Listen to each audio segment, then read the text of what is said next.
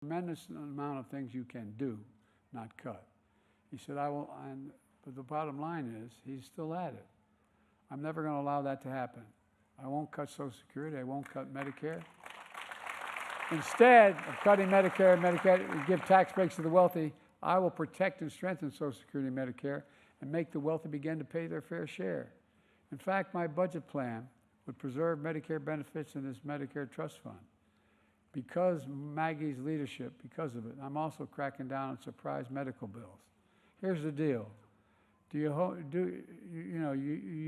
go out there and you do your homework. You choose the hospital if you need a hospital based on what your insurance company will cover. And then when you get the bill, there's a surprise charge because the hospital assigned an anesthesiologist or a doc that isn't under your control, isn't in your insurance. That surprise bill can add up to thousands of dollars, thousands.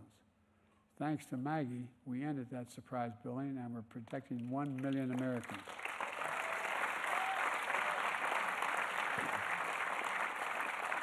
Every single month from those surprise bills. Folks, look, my budget also cracks down on what's called facility fees for telemedicine.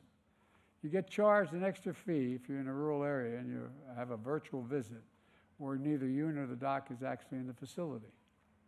That's just another junk fee. It's wrong. We got to end it.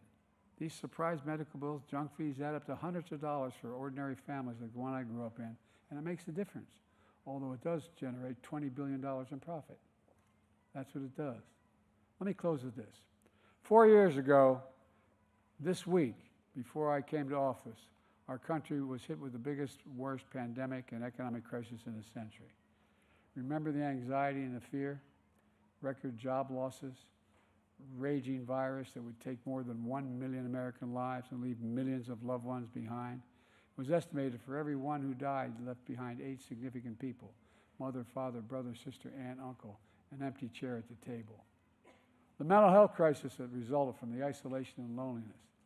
A president, my predecessor, who failed the most basic of any duty a president owes the American people, a duty to care. I believe that's unforgivable. I came to office determined to uphold the duty to care and get us through one of the toughest periods in our nation's history. And we have.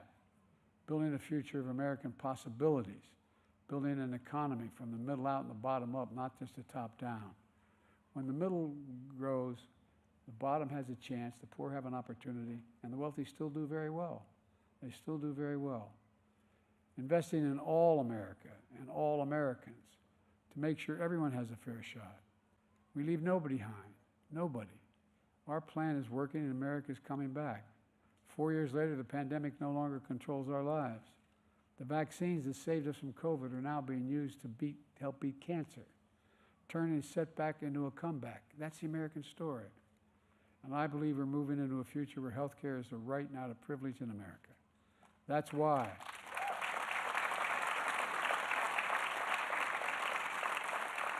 That's why I've never been more optimistic about our future. We just have to remember who we are. We're the United States of America. There's nothing beyond our capacity when we do it together.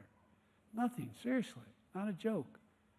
We're the only country that's ever come out of every crisis stronger than we went in. Stronger than we went in. And folks, give you one little example. You know, I may not get it done, but if you give me a Congress, I will. No, I'm serious. I may not get it done, but here's the deal. If you know how much, we have 1,000 billionaires in America. That's not a bad thing, per se. You know what their average tax rate is? 8.2% taxes. Anybody want to trade their tax rate? No, I'm serious. If we just charge them, had a tax code that charged them 25%, not the highest rate, 25%. You know how much that would raise over the next 10 years? $400 billion. $40 billion a year. Imagine what we could do. From cutting the deficit to providing for child care, to providing health care, to continue to provide our military with all they need. So folks, look, this is not beyond our capacity. We just have to listen. We've got to tell people what we want to do and hope that they've figured out that what is going on with the last guy if it gets repeated, because if he gets elected, he's publicly stated he'd try to repeal every single thing we've done so far. 15 million new jobs, 800,000 manufacturing jobs, I go on and on. But people still need help.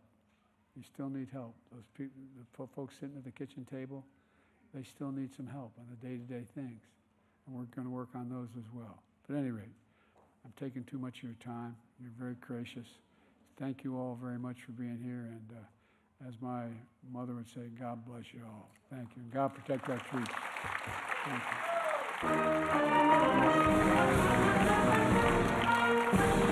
you.